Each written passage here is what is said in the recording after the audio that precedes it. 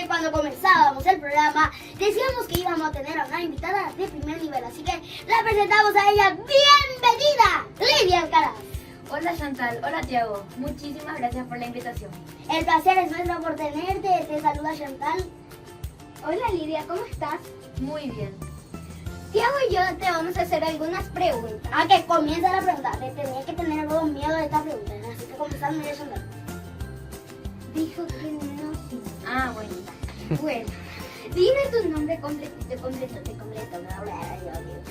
Bueno, mi nombre completo es Lidia Noemí Alcaraz Prieto. Aprieto. Prieto.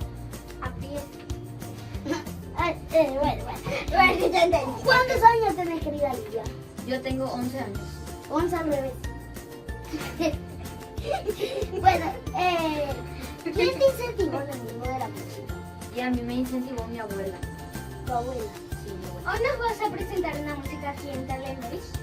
Sí. ¿Cómo se llama? Y la primera música que sería en guitarra clásica es Sueño de Angelita. Y la segunda música se llama... La segunda música, que es una polka, se llama Estrella Perdida. Espera. ¿Cómo? Acá Estrella ya está perdida. la angelita. Acá ya está la angelita. Acá ya está. Y acá está la estrella. La estrella quedó. La estrella ya está perdida, Lidia, así que cambiarle nomás ya el nombre a tu música. Lidia, decime, ¿sabes tocar algún otro instrumento? Y solamente la guitarra. ¿En qué escuelas Escuela, uno nomás. ¿En qué escuela entras? Y desde chiquita ya estoy en el Lijón Loco. Capaz que me Aquí sale. presente.